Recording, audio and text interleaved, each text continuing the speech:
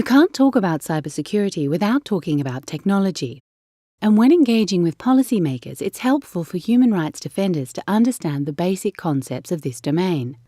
But from a technical perspective, what does security actually mean? Popular conceptions of cybersecurity often focus on securing information and its underlying infrastructure. Information is the lifeblood of cyberspace. From personal data to high-level state communication, it flows through networks in huge quantities and is stored on devices and data centers.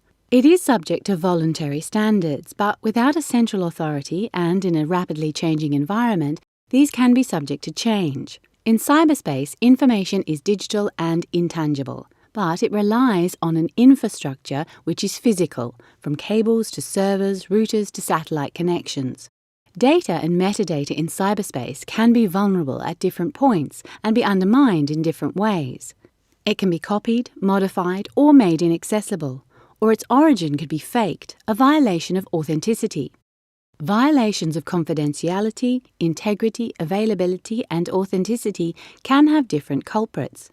It might be criminal activity, a deliberate shutdown by a government, or even an accident. These violations can undermine security in cyberspace, but they also impact a range of human rights, including privacy, freedom of expression, and freedom of information. The Border Gateway Protocol, or BGP, illustrates this well. This refers to the set of rules which enables communications between large networks. Despite its central role in the functioning of the Internet, it remains vulnerable to misuse or attack. For example, in 2008, Pakistan's government ordered a local internet service provider to block YouTube in the country. Its attempts to do so resulted in a global outage of the video-sharing website for 2 hours. The ISP did this by exploiting a weakness in the Border Gateway Protocol, so that all traffic trying to get to YouTube went to the ISP instead. As a result, YouTube became unavailable. Vulnerabilities in the BGP routes can also be manipulated to intercept internet traffic. Man-in-the-middle attacks work by redirecting large quantities of traffic to an unauthorized router. If the data is unencrypted, those controlling the router can then monitor or tamper with it before sending it on its way, without the owner of the data knowing anything has happened. This undermines the principles of integrity and confidentiality. But just as you can undermine these principles, you can also preserve and strengthen them.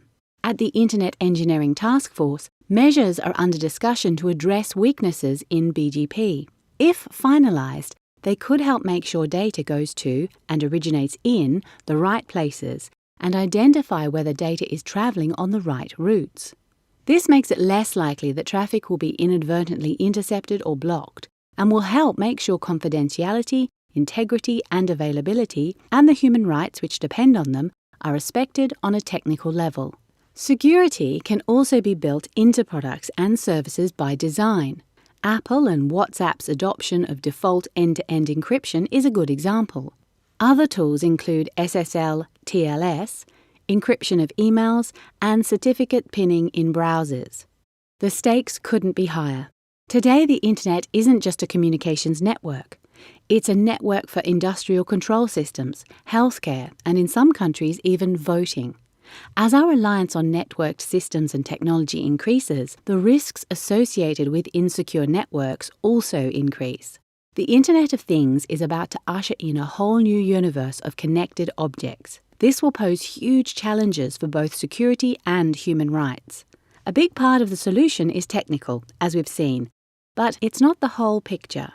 Let's look again at the incident in Pakistan. After a few hours, YouTube was restored at the global level by a technical fix. But in Pakistan itself, the censorship order didn't go away, and YouTube remained blocked there until the offending content was removed.